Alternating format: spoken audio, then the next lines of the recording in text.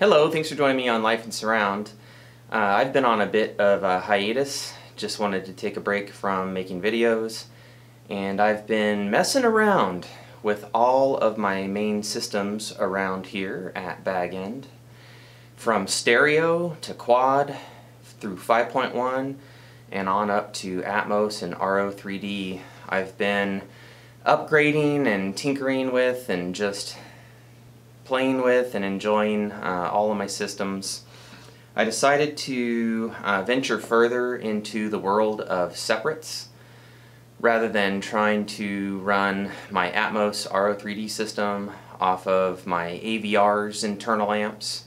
I figured it could use some help, so I have added some external amps, and I will get to that in a future video.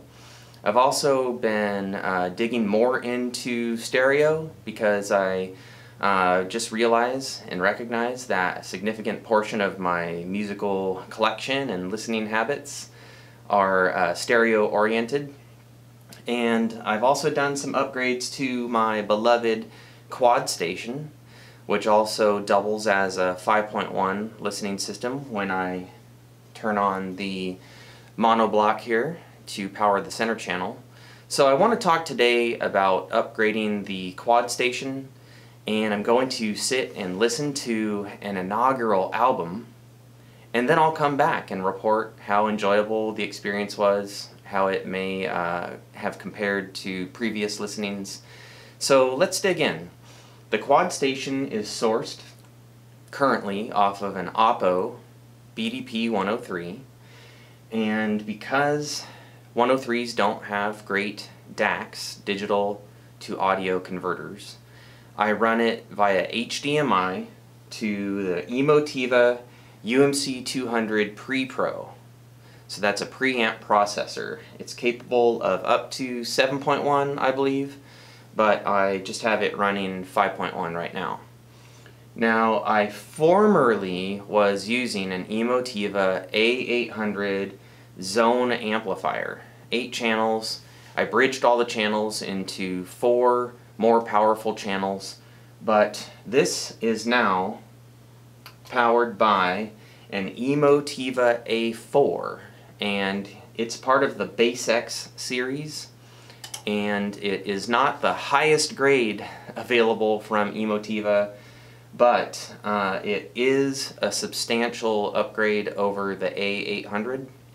It's going from a zone amplifier concept to an amp dedicated for one system.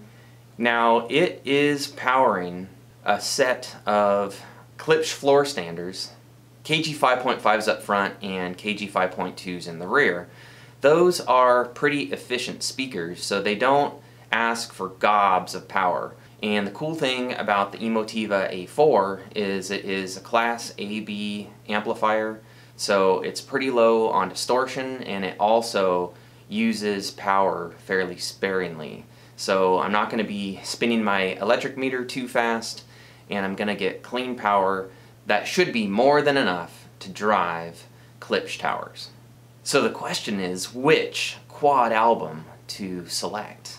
We'll look here at a portion of my quad collection, and you know, I'm tempted to do Dark Side of the Moon, but I want to save that for a special event. I'm going to go ahead and play Wish You Were Here in quad, the Blu-ray from the Immersion box set, and I will report back how cool or maybe not so cool that experience turns out to be. A couple of more notes.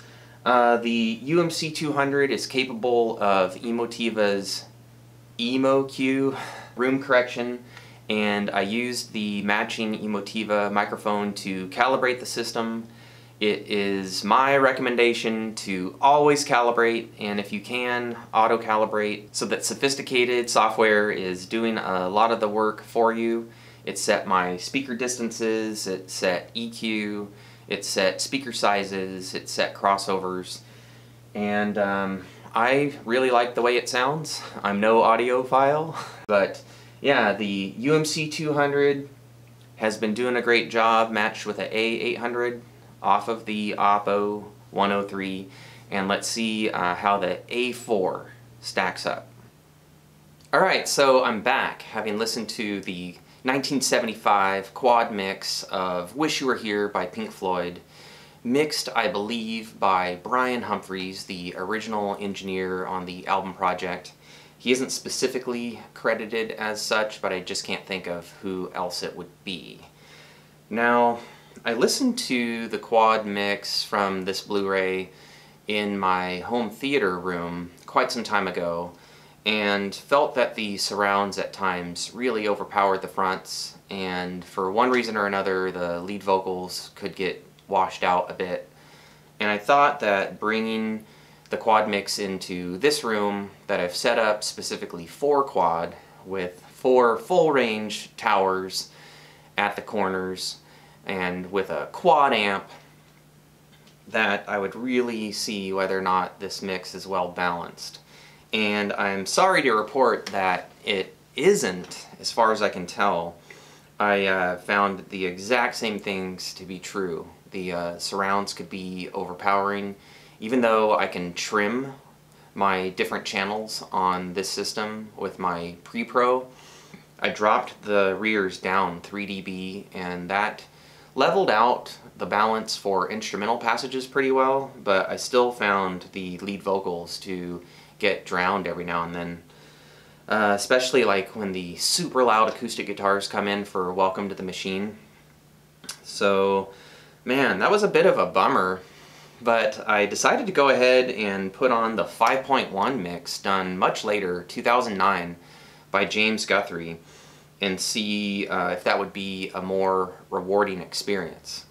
And fortunately, it also comes on the Blu-ray and the DVD from the Immersion box set, and it also comes on a standalone SACD, which can be gotten much more affordably than the Immersion set, right around the $30 to $40 range. So I may actually go pick up a copy of that while it's still affordable, and maybe I'll sell my Blu-ray. The Blu-ray also features some visual content, but for me, the real point of having the Blu-ray would be to have the quad and the 5.1 together, and I really don't like the quad of this one. The 5.1 not only mirrors the stereo version that I know and love more closely, it's just better balanced. Nothing seems like super louder than it ought to be. I feel like a bit better mixing decisions were made, like on Welcome to the Machine. The sound effects swirl around the room appropriately, and you have atmospheric keyboards in the surrounds and the rears.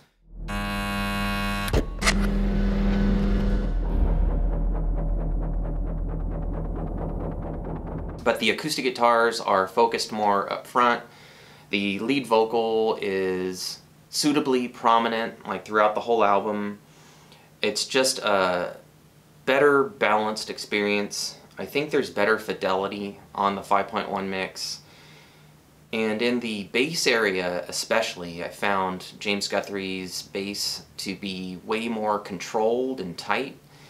The bass on the 75 quad mix is something to behold in and of itself. I was sure that my subwoofer in the room was activated, but it was just the 4 towers. They all get plenty of bass, and there's massive thump on the quad version of this album. You don't get quite the same level of intensity from the bass in the 5.1 mix, but it's also more crankable. So when I brought the 5.1 mix up to where it was really just rocking me out pretty well, the bass presence, the power of the bass was mostly there as compared to the quad mix. And I feel it was a bit better balanced with the rest of the material anyway. So this has turned into a 4.0 versus 5.1 shootout of Wish You Were Here by Pink Floyd. And I'm going to have to go ahead and vote for the 5.1 on this one. The quad does make some more adventurous use of the rears, but James Guthrie's 5.1 makes ample use of the surrounds You get mostly atmospheric keyboards, sound effects whiz banging around.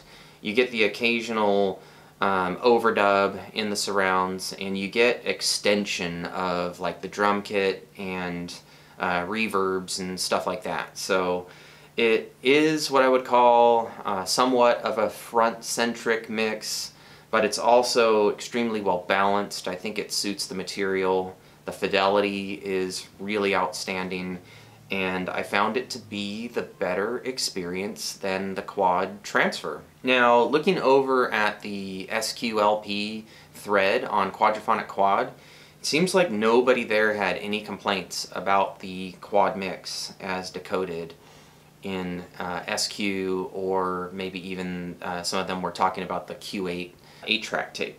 So I wonder if like some rebalancing was done, like some remastering was done when the quad was brought over to Blu-ray and DVD, because I can tell you that I've listened to lots of other quad in this room, and I think my system is well balanced, but on two different systems, on two different occasions, I found the rears of the quad mix here to be overpowering. So I'm curious if any of you have quad systems that you trust, or 5.1 systems that do quad pretty well. Put this on and let us know what you think. Are the rears a bit much, or are they just perfect for you? Do you lose the lead vocal at all? And then if you put on the 5.1 mix, is it better balanced? You know, do you enjoy it more? Do you enjoy it less? I'm always interested in your opinions. Leave them down in the comments, as well as comments about anything else you wish to.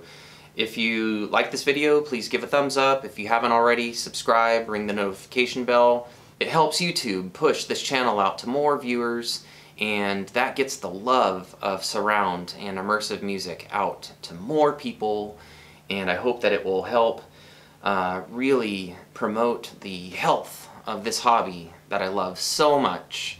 I'm happy to be back after a bit of a hiatus, and I'm going to be showing off the upgrades that I've done with my systems. Wanted to start with my quad system. A couple more final notes that I thought of, like while I was listening to Wish You Were Here. I am going to be upgrading my monoblock as soon as I can from the Crown D150A to an Emotiva monoblock. I have heard from their engineers that they're working on an affordably priced one. I really don't want to drop the kind of money that it takes to get their current model. I'm pretty happy with their Bass X gear, and so I hear that they're going to be putting out a Bass X mono amp, and I would love to get my hands on it early and throw it into the system in here, my quad / 5.1 system.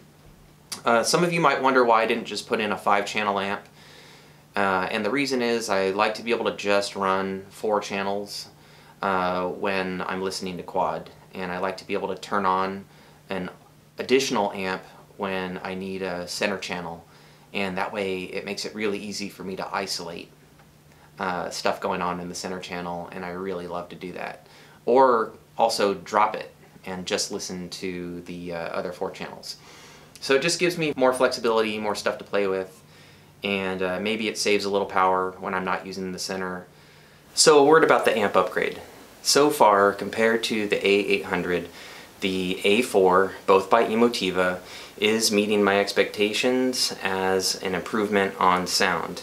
Even though they're both rated at 100 watts with all channels driven, the A4 being natively 4-channel, and the A-800, as I had it bridged from 8 channels to 4, they're both rated to deliver 100 watts. Though the A-800 is rated at 0.05% distortion, and the A4 is rated lower at 0.02%.